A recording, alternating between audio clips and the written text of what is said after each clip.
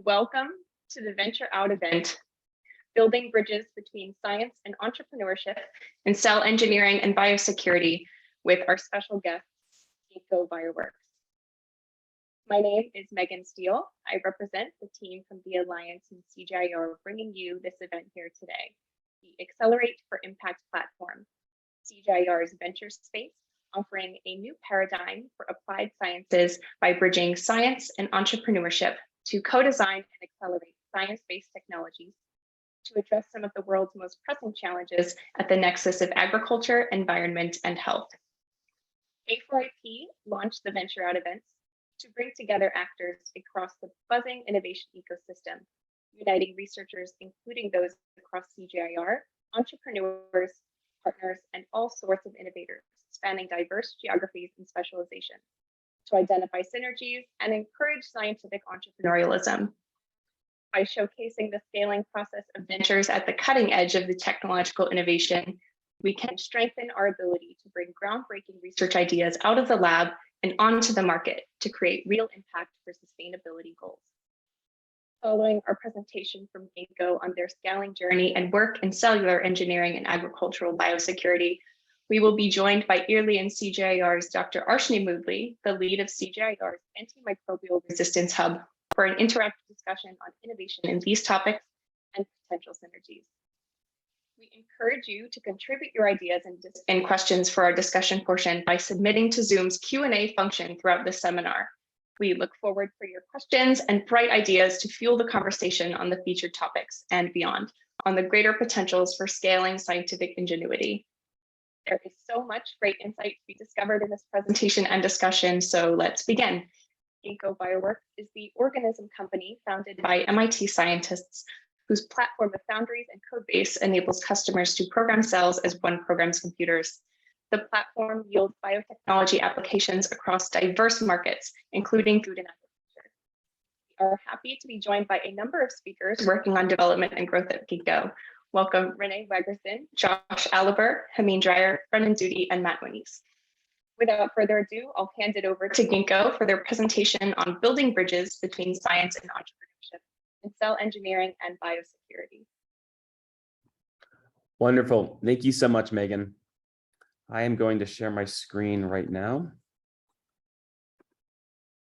and start our slide deck.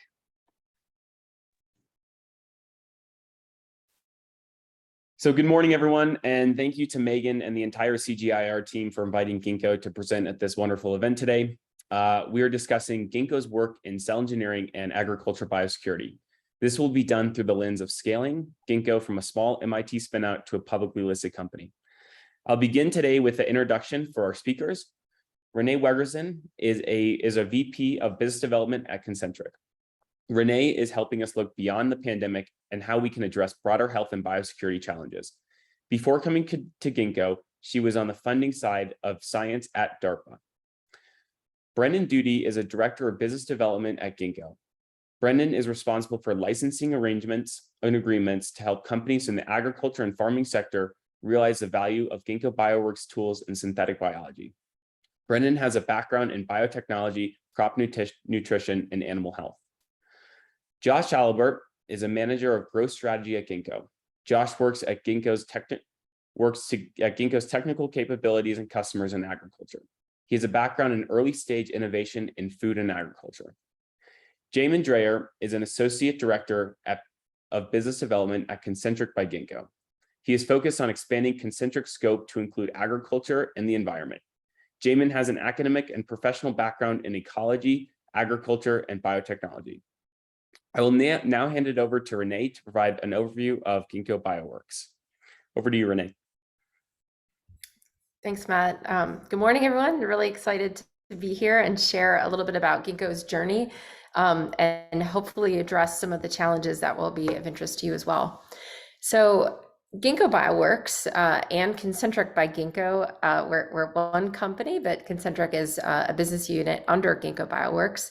Ginkgo was founded in 2008 and really focused on making biology easier to engineer. And I'll talk a little bit about our mission and what that means more broadly. Part of how we're addressing health security and broader biosecurity challenges is really was initiated in direct response to the pandemic in 2020, where we launched Concentric to really use the tools that Ginkgo is providing on engineering and programming cells to see how can we address these challenges, not only in things like medical countermeasure and vaccine development, but also testing at scale. During this journey and even during the pandemic, we also went public as a company, and in 2021, we became listed as a DNA on the New York Stock Exchange. We're headquartered in Boston. Some of us are here, but we are a distributed team, and now even branching out globally in offices in Melbourne, Netherlands, and in Basel, Switzerland. We go to the next slide. So a little bit about Ginkgo. I think it's interesting to think about how we approach the challenge of engineering biology. We have 5 founders here that are represented on the left. You'll see Tom Knight with one of his mini computers at the time at MIT in 1972. And really, Tom was visionary in not only programming at the time zeros and ones, but understanding the potential. If you expand the ability to program to A's, C's, T's, and G's, genetic code, that's really going to level up and achieve new paradigms and new accomplishments as society. And so he helped launch Ginkgo with the founding team, some students that were working with him at MIT in 2006. And so that founding team is still here today and really pushing the boundaries on how we can program biology to make executable files effectively and do things like impact agriculture and medicine and beyond that we're going to tell you a little bit more about today. And so if we go to the next slide, really making biology easier to engineer is our vision. And I think it's important to just spend a minute. When you think of Ginkgo, you shouldn't think of us as a product company. Very rarely would we ever bring something to market, but rather we want to enable the entire ecosystem to benefit from engineering biology and advance those product goals, whether it is a therapeutic or an agricultural endpoint. And I'll share with you on the next slide some of our partners in the areas that we work with. So we have over 100 programs that we're developing on our foundry today. And we partner in things like reagent and process optimization. A lot of these came to be during the pandemic with players like Moderna and Aldevron, gene therapy platforms, living therapies like Synlogic, living medicines that can take residence in your gut to help address metabolic challenges, antibiotic discovery, and antibody discovery as well. Then all the way to food and materials. You'll hear, I'll hand it off to my teammates in a moment to talk about agriculture, animal proteins, plant extracts, and beyond. So really, by our focus of making biology easier to engineer, we hope to empower the entire ecosystem to be able to leverage those tools and advance the state of the art. So I'll hand it over now to the team to talk a little bit about how we're addressing agricultural challenges. Thanks, Renee, much appreciated. Good morning, good afternoon, everybody, wherever you are around the world, and thank you again for joining us. It's a pleasure to talk about biology, and when we talk about biology and agriculture, we generally talk about biologicals, right? This is sort of a category of nature-based solutions, and they can be applied in several different ways, but we're going to discuss today really 3 different ways in which we speak with our customers around how we mean biologicals in terms of how they're produced and marketed. So the really cool thing about biology to start with and using microbes is that the microbe potential, there are over 1 trillion different soil microbes out there, but we probably only characterized somewhere around 100 to 500,000 of them. So the potential to find solutions, given that these microbes have been evolving around and alongside pathogens and having an effect on those, is vast. And so when we look at the potential for biologicals to provide solutions for us and move away from pure dependence upon synthetic chemistry, we think these solutions are out there in nature, and it's just a question of finding them. And that's really what we're looking at on the graph on the side, of working with partners to collect soil microbes or microbes around the world, or identify novel plant compounds, and really understand what those compounds are and what their mode of action or metabolites are against a certain pathogen, or perhaps it's about stimulating a plant for better, more robust growth. So what we do is we take these metabolites of interest, and we can do in these cells, and we can do either 3 things. 1, we can do directed evolution of a microbe, which means that we use chemistry and we also use UV light, such that we force the evolution of the microbe towards a given set of parameters that is producing more of a metabolite of interest. This avoids any sort of GM regulation, and indeed we have a lot of clients who are interested in this approach because it allows them to get to market a lot faster and bypass a lot of GM regulatory requirements. And that's generally when they're interested in applying this microbe as a live organism. So putting these live organisms inside of a canister and then applying them on the field as farmers regularly do. The second way that we work within biologicals is modifying a microbe, either the native host, so where we originally found the microbe itself, or taking the genomic sequence that is responsible for producing the metabolite of interest and inserting that into another host such that we produce a lot of a given metabolite. And that transgenic microbe can be either applied alive or it can be applied dead. Now, what do I mean by that specifically? Perhaps folks here have heard about Pivot Bio or Join. These are the companies that are trying to bring transgenic microbes to the soil to help fix nitrogen more effectively into the soil and allowing farmers to reduce their dependence upon chemical fertilizers. And so that's what we mean by a transgenic microbe, for example, or a good example of a transgenic microbe that's being applied alive into the soil such that it can maintain that effect. Now we're talking about a microbe that is otherwise lies after it's produced the metabolite. This is what we call, generally speaking, about a biopesticide that is applied to the plants that has this effect against a certain pathogen. So those are the first two ones. And then the last one is talking about production of the metabolite that is then isolated entirely away from the cell itself and then sold as a chemical for some sort of a mode of action against a pathogen within agriculture. Those are really the three main ways that our customers want us to work with them in order to bring biologicals to the marketplace and have as much adoption as possible with farmers. Next slide, please. Thank you. So yes, it's true that biologicals as a component of CPP, forgive me for the acronym, but we're talking about crop protection and crop protection and health. But it's growing by leaps and bounds, and it's buffeted because of for the reasons around regulatory and consumer preferences. Regulatory, there is a lot of chemistry that is now being understood to be harmful and is being phased out, especially at key markets like the EU, California, South Africa, and even some in Brazil. And then on consumer preferences, where consumers are really concerned about residues, or they're interested in about transparency around where their food comes. So those are the things that are really the tailwinds that are increasing a drive into biologicals. And I would be remiss not to mention probably the most important one, although I touched on it in the last slide, which is this idea about resistance. And that is when you introduce these chemistries, synthetic chemistries into the environment, the pests, the pathogens have a chance to evolve to resist them.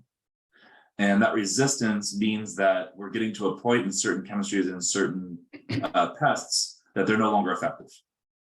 And so the biologicals allow a chance to sort of reset that resistance clock such that farmers have solutions in order to reduce pest and pathogen pressure. So you can see on the right-hand side, biologicals are growing 12% plus in any given area. Conventional, really only 3 or 4%. So here's a data point that I think is super interesting. I developed a crop inputs business in Brazil at one of my ex-employers, and I left in 2019. In 2018, the size of the biologicals market was about $300 million, and it was mostly inoculants or applying fungi to the seed coatings of soybeans. Today, that market is over $2 billion. We're talking about exponential growth. And we're talking about exponential growth because farmers have really seen the benefit of biologicals in that geography, especially for a very disease clock resistant area like Brazil, where there isn't a winter to help kill pests. And so if you think about biologicals, as some farmers might have the perception that they're fluff, unfortunately, there have been manufacturers that don't provide good solutions. But when we're thinking about sophisticated farmers who are applying these biologicals, indeed, they do work. Of course, if biologicals were perfect, then they would be representing 100% of the market, and that's not the case. And so when Ginkgo looked at this and thought, well, how can we improve agriculture? We looked at what are the headwinds that are preventing biologicals from being more widely adopted, and those are what you see on the right-hand side. And we looked at shelf stability, formulation, difficulty to discover new microorganisms and metabolites, And then cost of goods sold.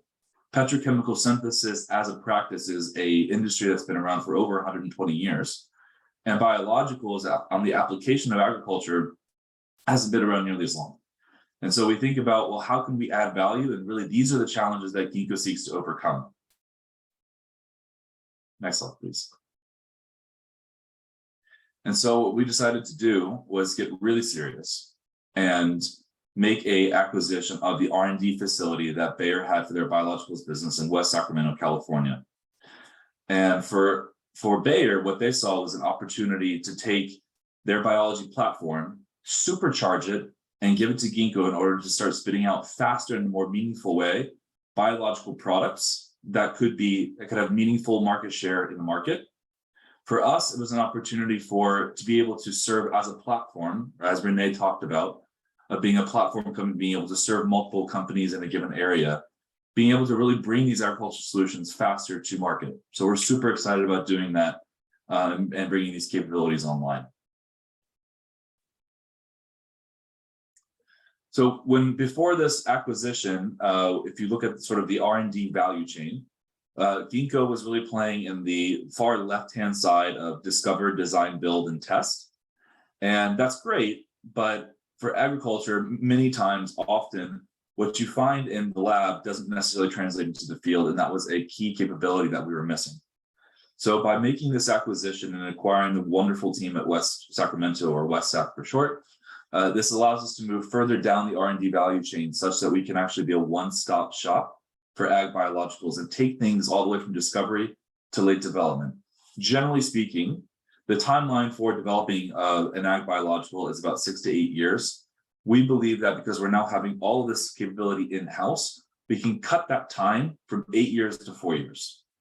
And it allows us to get to answers faster and therefore help our partners spend their R&D dollars more rationally and more efficiently. I want to share with you 2 quick case studies about how our work in other verticals has enabled us to work within agriculture. And this one I think is super interesting. So if you recall a few slides back when I talked about sourcing novel chemicals or novel chemistries, let's say, from around the natural world, this one, so it speaks about a plant-derived compound, so a compound that was currently in a plant, and Ginkgo's ability to take that, although it's being produced in a plant, it's being produced at very minute quantities. You would never be able to produce anything that's commercially relevant just by harvesting the plants themselves. And so what the team did was to understand the genomic pathway to create that rare plant-based compound, put it into a host cell, and figure out a way to produce that such that it was commercial meaningful product. And this was an amazing project that was done over the course of 3 years. And Ginkgo's motto, or Ginkgo's modus operandi, is not just to develop the cell itself or develop the actual fermentation microbe, but also to enable our partners to be able to manufacture this in-house. And that's really what's all around deployment. So taking this microbe, understanding what it needs to do in terms of its fermentation capability, its fermentation ambience, the media, and transferring that knowledge, that technical package to the partner such that they can take it and run with it and go commercialize it. Excellent. This one really speaks around the discovery aspect that I touched on about finding things and being able to find things of interest. So this relates back to SARS-CoV-2. And if you think about pharmacology is for human health and protection, just like crop protection is for plants, right? It's pharmacology for plants. So it's highly relevant and complementary expertise within this.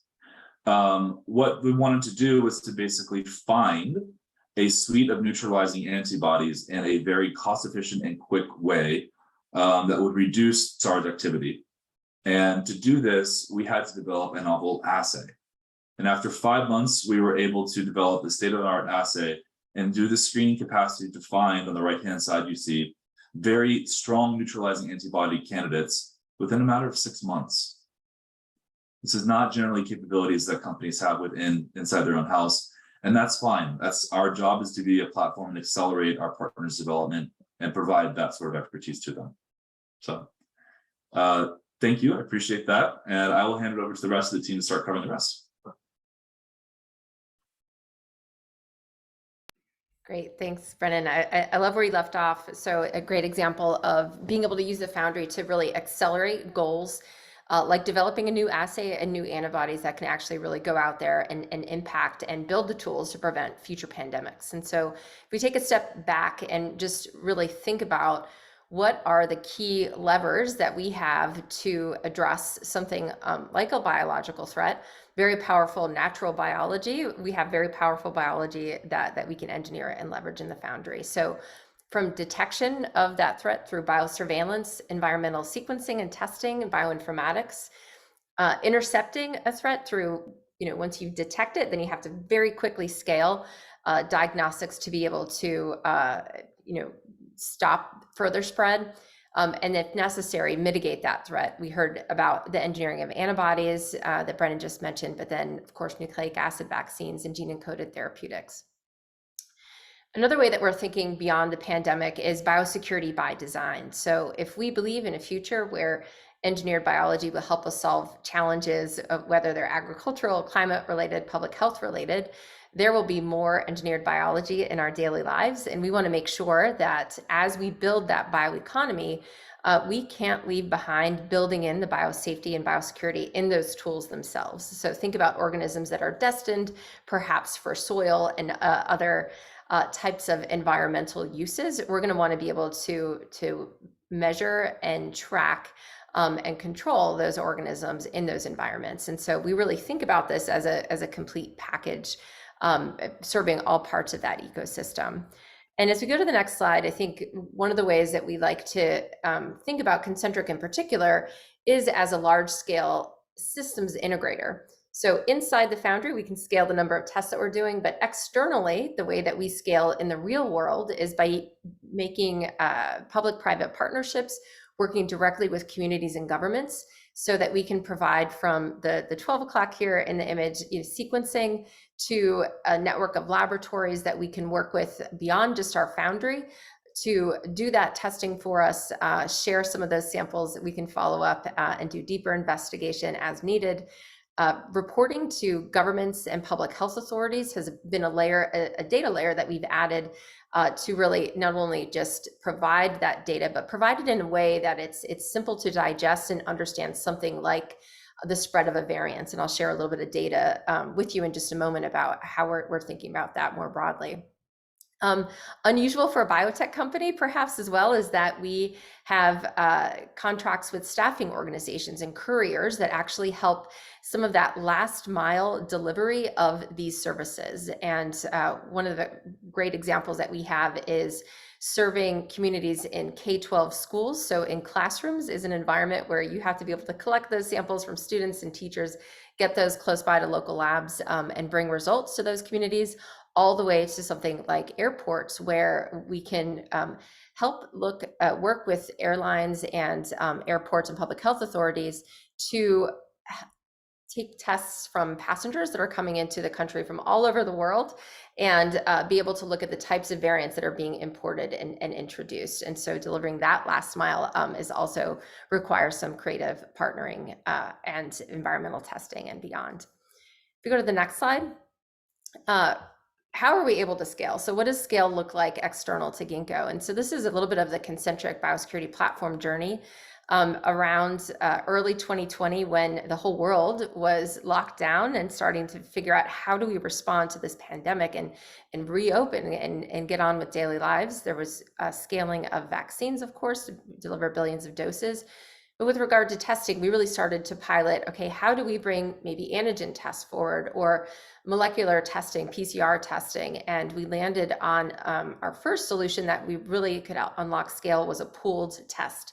And so pooled test means taking multiple swabs. In our case, where we started was K-12 students. So students can swab their own noses in some cases, working with a healthcare provider, get those into one tube, and then provide those to a local lab for testing. And so we really were able to optimize how we work with communities and deliver that. And you start to see that scale beginning in March of 2021, a dip in the summer for a summer break in the United States, and then really delivering that scale. We've now provided more than 10 million tests across the US and looked at more than 35,000 genomic sequences. Importantly, being able to show that we can then expand that to really monitoring variants as they emerge over time. This is a proof of concept for early warning of a new variant entry. And so what you see here is a bar graph of the percentage of variants that we were seeing in our samples that were coming in through our airport biosurveillance program. Early on, where this started around November 2021, predominantly Delta was the variant, but you can start to see the Omicron BA sublineages very rapidly take over. And this program was able to detect the first BA2 and BA3 sublineages in the United States. In the case of BA2, it was 1 week before another case was reported from a clinic. For BA3, it was actually 43 days. These are really meaningful public health timelines and something that we really hope to continue to grow and scale and bring to other parts of One Health, for example, animal health and other pathogens beyond SARS-CoV-2. We've recently added monkeypox, for example, as one of the pathogens that we're able to test for on our platform. And so with that, I'm going to hand it back over to the team. This is a segue to early warning and how this can be really important for agricultural biosecurity. Good morning. My name is Jamin, and I'm happy to talk with you a little bit about agricultural biosecurity and One Health. As Renee just mentioned, there are tight linkages between many of these pathogens, and we know that up to 75% of the emerging diseases around the world are zoonotic in origin, and that these diseases have very large impacts on both human and animal health, and that these areas should not be neglected. So we would love to see animal health reach the same level of investment as human health, or at least similar, appropriate to the scale. And so in pursuit of that, Ginkgo Bioworks is interested in building and expanding cost-effective tools and capabilities that can support this sort of One Health approach. Next slide, please. So our very high-level vision is really focused on 3 objectives, and those are to optimize productivity and yield. So this could include pathogens that are lethal, or pathogens or conditions that simply drag down the production of the animals and thus reduce the conversion of the feed into useful nutrition for people. Also, we are interested in, again, the zoonotic threat, both protecting the animal and human health, and ultimately preventing another pandemic. So we do not want to be in the same situation we were in 2020. So there's certainly a component of detection of these things early or as they are emerging, as well as, of course, developing therapeutics. And then finally, strengthen food security and quality. So as nutrition was mentioned previously, we want to make sure that people are getting their protein needs met wherever they come from. So our approach to this is sort of threefold, and that's to monitor, to analyze, and inform, prevent, and respond. Next slide, please. And so how are we actually doing this, and what do these things mean sort of in a little bit more granular detail? The continuous environmental monitoring, what we call monitor, is really focused on the continuous, easy, and cost-effective. So we do not want to show up after a pathogen is already rearing its ugly head. We want to be there and really catch those early warning signals and to be able to prevent issues before they occur.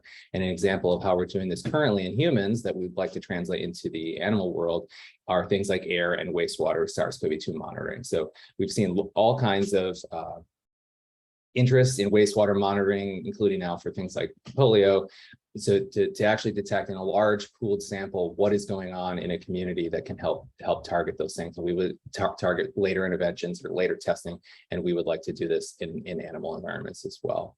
For the rapid threat detection, we want to do things like be able to test and sequence, as Renee mentioned with the airport project. Actually getting in there, seeing not only what pathogen it is, but what strain or what variant it is. That these have big impacts on, say, the pathogenicity of this particular organism and what it means also in terms of countermeasures. And so we really want to be able to very sensitively and specifically and cost effectively, of course, bring these tools to bear and to actually figure out what is going on. And in the case of humans, we have sequenced over 30,000 genomes of SARS-CoV-2. And we believe that there are many ways that we could deploy this scale to support similarly intensive and deep understanding of animal pathogens. And finally, the prevent and respond, we want a tailored response to these things. So in some cases, there are already countermeasures, but in many cases, there are not. And so we, as was previously mentioned by both Brennan and Renee, we want to support the rapid development vaccines and therapeutics. So for example, screening antibodies for effectiveness that can be used in a countermeasure. And that's an example, again, of what we've done in humans that we would like to bring into the animal realm. Next slide, please. As just one example of bringing some of our human capabilities to bear on the animal side, we had a small proof of principle project with Colorado State University, where we used our whole genome sequencing pipeline that was focused on humans and redirected it to animals. We looked at a number of samples from 3 species and ran them through our human pipeline and found that these results were congruent with what they had already done. So that sort of verified that our approach was working. And also, I think we really showed them how quickly we could get them results and how easy it was for them to work with us as a partner to bring them data that was in line and that was useful for their investigation. And that's the type of thing that we would like to do for pathogens beyond SARS-CoV-2. And we're exploring that in a number of ways. Next slide, please. So here on the right, you see an illustrative list of pathogens. So we are not currently testing for any of these. We are seeking partners to actively do these things. This is where sort of the systems integrator thing comes into play. And so to be able to scale our platform and solve problems, we need partners who have access to those samples, but may not have access to many of the capabilities that we bring to bear, and that can help solve or address and mitigate many of these problems. So we're really excited about taking the scaling journey that Renee talked about on the human side and bringing it into the animal agriculture and potentially plant agriculture realm as well. And I believe I'll pass it back to the team and to the discussion. Thank you very much. Over. Wonderful. Thank you so much, Jamin. So we wanted to end with just a discussion on how we can partner with you and any areas in which you found these points really impactful and interesting to discuss. So we welcome your feedback on all of these concepts. We would love to know what your top priorities are in terms of pathogen monitoring and the geographies that are your top priority. And finally, we want to understand what other areas in both biosecurity and cell engineering in which Ginkgo and Concentric can assist and help build out these capabilities in the agriculture space. So with that, I will turn it back over to Megan to start and leading our discussion, as well as Dr. Moodley. Thank you so much. Thank you so much to our speakers from Ginkgo Bioworks. That was such an insightful presentation. And to our audience of innovators, we encourage you, please submit now your ideas, questions, or any topics you would like to hear more on from our guests in the Q&A function. So be sure to use that function of your Zoom to contribute to this discussion so we can have a really exciting conversation about all of these topics. Now we are joined by EARLY's Dr. Arshnee Moodley, the leader of CGIAR's Antimicrobial Resistance Hub. Her work in antimicrobial resistance lends itself very well to provoke some new and synergistic ideas in this discussion about scaling innovations in the realm of cellular engineering and agricultural biosecurity. So Dr. Moodley, welcome, and thank you for joining us for this discussion. I'd love for you to kick off the conversation by first sharing some of your own reflections, and then we can dive into some audience questions or any questions that you have for our Ginkgo speakers today. Welcome, Dr. Moodley. Thank you very much, Megan. And it's lovely to see some faces that I do recognize, because we are discussing a possible collaboration between Ginkgo and ILRI and some of the programs that we're working on. I mean, firstly, I am a microbiologist by heart, and that would be my first love, is to work with microbes. So when I was listening to your talk, that playful scientist came out again. Now, unfortunately, I sit in this room and never see the lab. Only through my my technicians and students do I get to see data, but no longer generating it. And I'm a bit sad about that.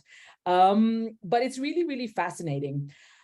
Both, as I said, as a microbiologist, to understand, because I like the idea of utilizing bacteria technologies that, you know, can improve these organisms that are ubiquitous and is so important for our own health and those of our animals. But with that said, I now am sitting here in Nairobi, Kenya at ILRI, and our focus is on how can we utilize livestock production as a way of addressing poverty and addressing food security.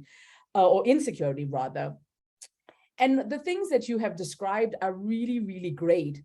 But for me, where I sit, it's how do we take that and translate it into what we see here, and more than that, the impacts that we have to see in a large group of individuals who may not necessarily have the resources or understand the benefits of that. So it's sort of, for me, what I would like to talk to you about today is, one thing is about, yes, the innovation. We know we needed this kind of innovation because you can have those leaps and we can reap a lot of benefits from it. But how do we take that in the climate that we have here in low and middle income countries, and so that we can have that benefit? One is, policies are not up to date or necessarily on par with the uptake of such technologies or innovations. So how can we help governments to accept that? And the other thing is about, the test has to get to a place in northern Kenya where it takes 8 hours to have to drive up there to see, an outbreak or something like that. So, and the conditions are very different if you were doing something like this in Europe or in America.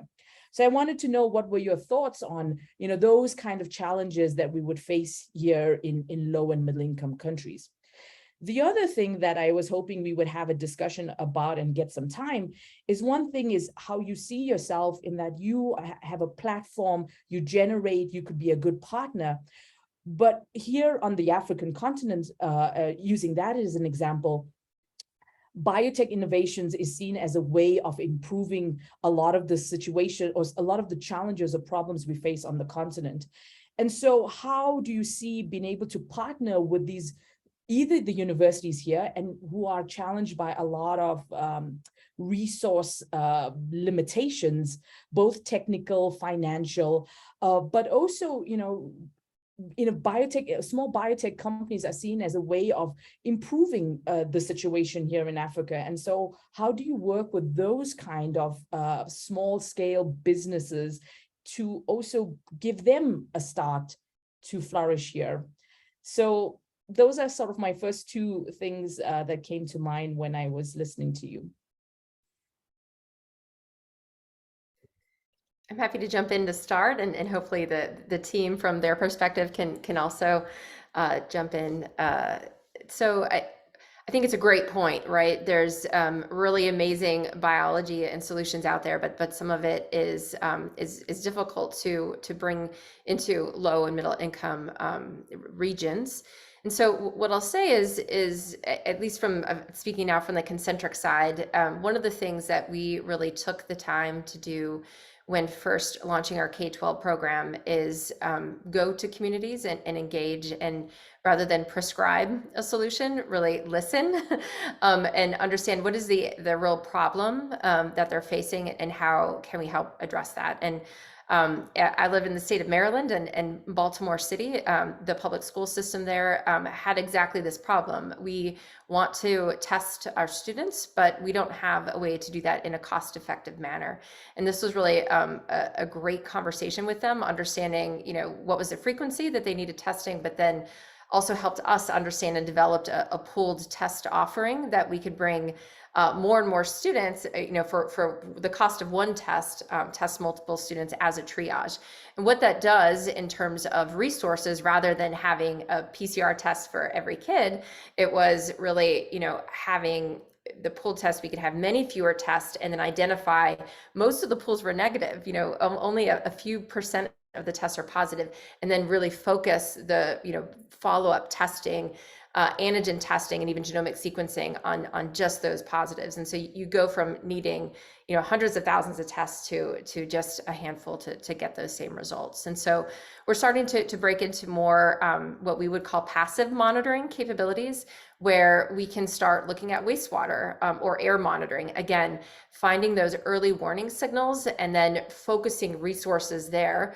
Here's where we need the testing, here's where we need the vaccines or medical countermeasures. And so it's a long journey, but I think it's really important, especially as we move into low and middle income countries, that last mile delivery, that we'll call it, we are going to need to partner with communities on the ground to figure out how we can do that. And so really excited to be in this conversation with you as well, to understand what's the best way to engage.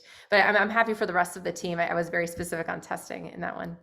But maybe before we can Yeah, bring your please. team on, I think it's an interesting, because I'm also myself with my colleagues here, we're discussing this morning. One thing is about understanding the needs of the community or the wherever you want to implement such a study. But the other thing is that one thing is about understanding basic needs, but we also know the value of the innovation. And so how to marry, to tell somebody, actually, this is something you could benefit from, and you sort of have to have a bit of faith or trust, or I don't know what the magical word is, to say that this is something that we want to adopt to see the benefit. So it works both ways, and it's really that relationship and that balance that I think is sometimes a bit difficult to find. Yeah, well, one example I like to use in that case is, Taq polymerase, right? This enzyme that has really been used for PCR testing, and the innovation there, right, was nobody was looking in the geothermal structures and pools that were in I believe it was Yosemite or Yellowstone, where the organisms were sequenced. This is like sequence all the things that are out there. And here's this enzyme that is super thermostable that we're able to now use in thermocycling. And so those types of innovations, I think, working all over the world, some of those natural resources are actually genetic resources that could be available to us as we start to work together as communities and understand the natural world and how little of it is sequenced, right? We've sequenced the human genome, but the non-human genome globally, I think there's a lot to discover together. But I will stop talking and hopefully let the rest of the team.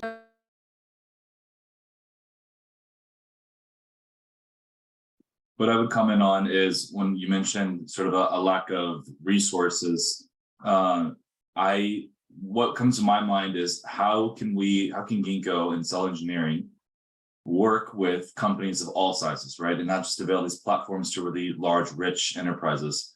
And I think one of the ways that we do that is by deliberately having a strong culture of startup within Ginkgo, is facilitating getting startups onto our platform by giving them what we call Ginkgo bucks. So this is a concept which is adopted from the Y Combinator incubation, and that is that we allow startups and entrepreneurs in this space to access the Ginkgo R&D platform for a certain value of cash R&D, Ginkgo bucks, and in return, Ginkgo gets a portion of the equity of the company that's commensurate with what they've done so far.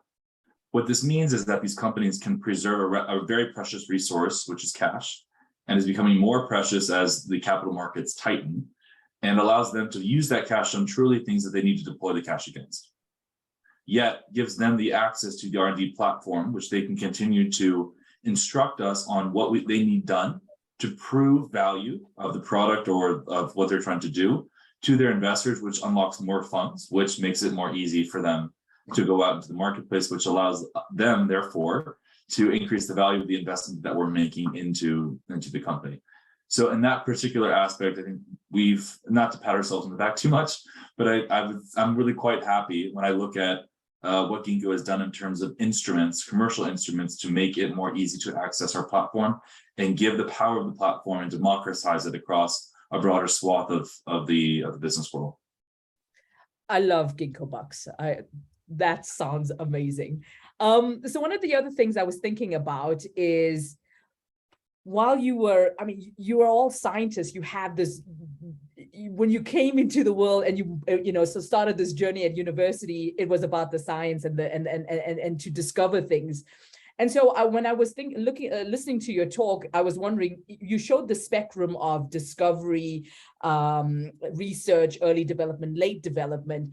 And so is Ginkgo a place where you provide a service where, because a lot of the discovery and research and that early phase is done at university level, a lot of research going in there. But I find also, coming from the university myself for many, many years, is that it just gets lost. It's a paper, it's a thesis, and then it's stuck there. And it really requires a very innovative scientist to then become a different person, because it's a different profile that is needed to take that product onwards. So as Ginkgo, one thing is the service that you seem to, it sounds a service that you provide, but do you yourself have any research interests? Yeah, interesting. I love this question. Yes, the short answer to your question is yes, we do. We have something called a URAD, which is called Unsponsored Research and Development. And that is when Ginkgo thinks that there's such an enormous opportunity for us to use our platform to apply to the marketplace, that we ourselves fund the development of technology inside Ginkgo, such that we can enable companies that are going to be operating in that space, right? It's a Wayne Gretzky, don't go to where the puck is, but go to where the puck ought to be.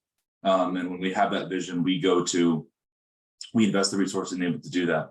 The second part, Arshnee, that I think you touch on, and which I think is important too, is that because of the startup mentality and culture that we have, and by giving Ginkgo bucks to all these different startups, we're quite connected to the venture capital world, as well as companies that specialize in taking university research, finding entrepreneurs who want to take it and run with it, and then funding those companies. So there's a good example I would point to, which is based out of Israel, a company called Trendlines, which focuses on supporting entrepreneurs who are taking research and development out of universities in Israel and who want to take these concepts and develop them further into businesses. We've worked with Trendlines and some of their portfolio companies and have done this Ginkgo Bucks idea, and it's worked quite well. So we view it not only as a responsibility of sort of a passive come to us, our platform, but we're actually quite active in developing and fomenting relationships such that academia and the really great work that comes out actually sees the light of day in the commercial world and gets the chance that it needs in order to be nurtured into potentially a disruptive or innovative idea to deliver value. Great. If I could just interject here, I mean, I think this is just such a great topic to look a little bit more into, in Ginkgo's support of all of these, early stage ideas. Could you perhaps provide, from Ginkgo's own experience, what are some lessons in the scaling and bringing it out of the early stage that Ginkgo itself really learned in the process, and what can you share with the scientists and innovators who are looking to take their own ideas out of the lab?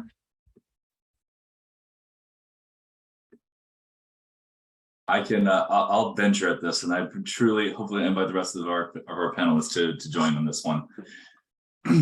My singular advice would be surround yourself with intelligent people that can guide you appropriately and help you really understand what needs to be true for you to have a minimally viable product and be able to chart your development against that over time. You don't have to have all the answers at first, but having a really sound plan about what's the market that you're going after and what that means will allow you to join several different startup incubators and access expertise, access cash, access knowledge and know-how in a much more meaningful format. I think the world has done a really good job all around the world, really, in developing these incubators. Go after them because they're centers of expertise, they're centers of excellence. And that's where I would start my entrepreneurship journey, having started a company myself. Jesse, do you want to add something to that, please? Yeah, happy to. Yeah, I mean, I think Brennan hit on some great points. I think, another thing to always keep in mind is like to set out with, your big vision, but be ready to be agile as you see or hear a new signal from your customers and get to know the market. What you set out to do initially may look very different from what you end up, finding as your first product or offering. And so, keeping an open mind and making sure you're getting to know the customers and their problems so that you can take what you've already built and figure out if you should go full speed ahead or pivot a little bit and try something new as you learn to, what really is something I can scale and get out there and then solve some big problems. To put that into an analogy, if you're sailing from, I don't know, let's say Europe to North America, perfectly fine for you to aim. If you're starting out in Portsmouth, England, and trying to aim to arrive in New York, that's fine. But be happy if you arrive really anywhere on the East Coast of the United States. That would be perfect, or Canada, you'd be fine. That's part of the development process. Can I ask a question, Megan, to Ginkgo? Of course. Good. So one of the things alluding to your biosafety, biosecurity, and please forgive me because when I hear those words, I'm thinking of farm biosafety, biosecurity. And so I really had to force myself to get off the farm. But pathogens evolves, micro ecosystems evolve, and there are so many things that we don't know that will come in the future. Climate change is one thing that is kind of throwing everything up in the air at the moment. So as part of your biosafety, biosecurity, which is what I think I understood as how the release of these various organisms into it's not its native environment specifically. But how do you model for scenarios in which you don't know what it will be like, but it could be a possibility if whatever temperature changes, nutrient availability changes, that will then push the microbiome of that ecosystem into a way that we just simply did not expect. And so do you do those kind of assessments, simulations? I'll jump in on this one. I think we're just starting out, right? We don't have a really great baseline for those microbial systems that are out in the world right now. So it's difficult to say measure change over time if we don't have those baselines. And I think one great example, I mentioned that we tested over 10 million samples during the pandemic, but for one single thing, for SARS-CoV-2, right? And so what we're starting to do is really build the capability to look at multiple pathogens, but now starting to also look at communities of microbes. And we're lucky to have not only expertise in-house from folks that can do some of that environmental monitoring, but also really great partners there to help us understand and model and evolve those systems. But I think you made a really great point that you don't know what's coming next. And we can see the stress that it brings when we're reactive to something like SARS-CoV-2. And as I love the Wayne Gretzky reference, that we want to be ahead of the puck and really be ready for anything and have those platform capabilities. And so one example of that is with our aircraft testing program. We're starting to add wastewater testing as well. So passengers can deposit a sample on the aircraft and really start to just measure those samples, not just for one thing, but for all the pathogens and all the microbes that might be present. And if you look at that over time, like, hey, flights coming in from this point of origin used to always look like this, but now they look different. Something's happening, and that could give us some of that early warning of what we need to be looking for. The other thing I'll just flag is we do have a program actually looking for engineered organisms in those types of signals in those complex genomic sequences. It's called the Felix program.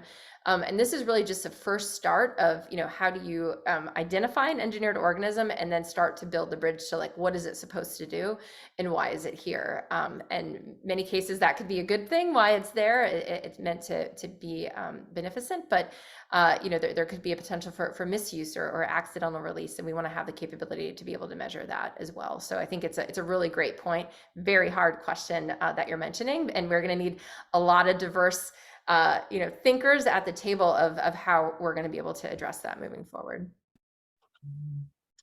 On the cell engineering side, when we talk about applied microbes into soil, transgenic applied microbes, the example that I gave about pivot, for example, or join, we're going to need to depend very much on the regulatory bodies and the scientific bodies who look at these issues about transgenic organisms in the environment and their impact on the environment.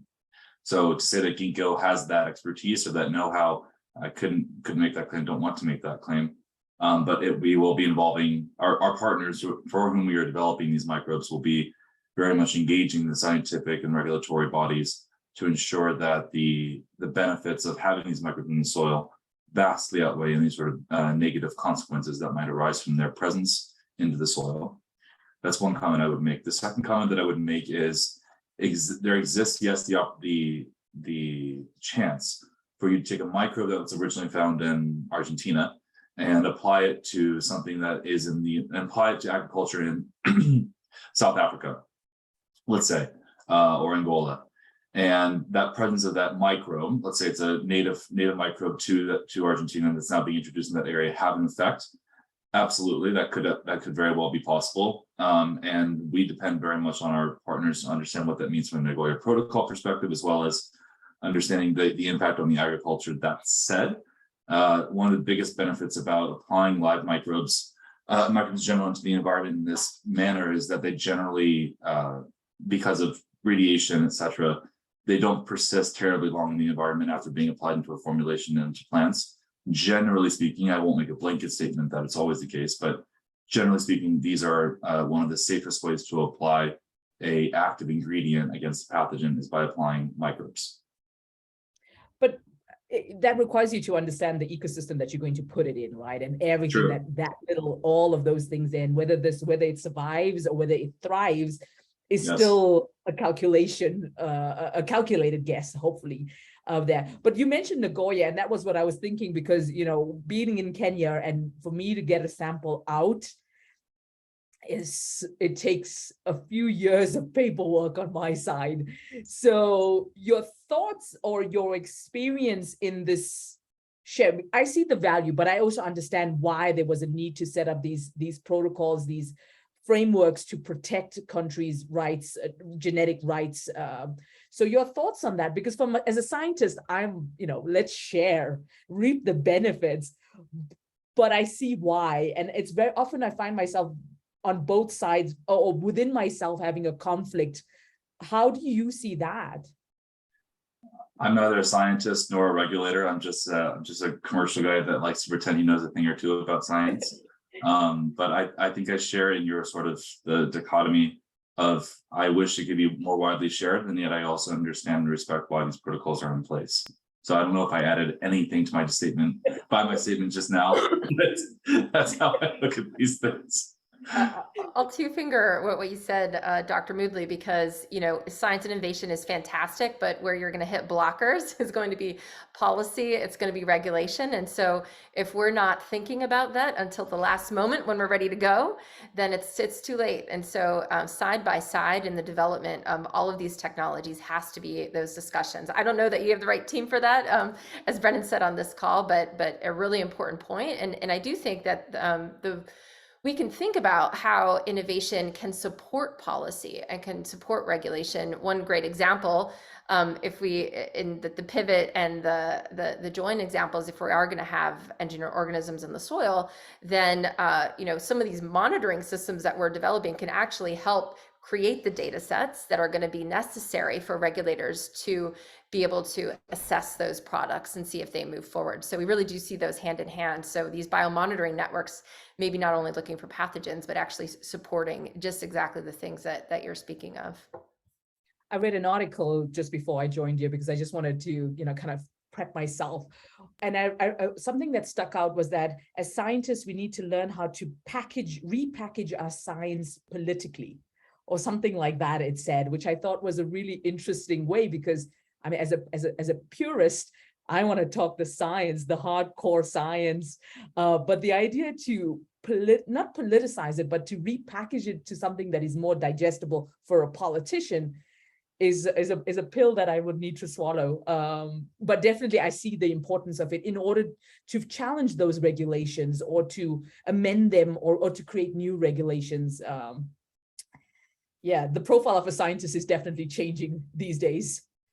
I think that is exactly the goal that we are really hoping for with these venture outs, is to evolve the profile of a scientist, and by, you know, gathering all these different perspectives from commercial and regulatory and really hard science. I think, you know, that's how we can really encourage an entrepreneurial spirit. So I just want to thank you, Arshnee, for that last contribution. And I think leaving on that idea, it seems that our time for this conversation today has come to a close. So thank you once again to all of our speakers who joined us today from Ginkgo Bioworks. And thank you to Arshnee Moodley from Airly and CGIAR. This conversation no doubt produced some original and inspiring ideas to explore further in scaling innovations and the synergies to do so.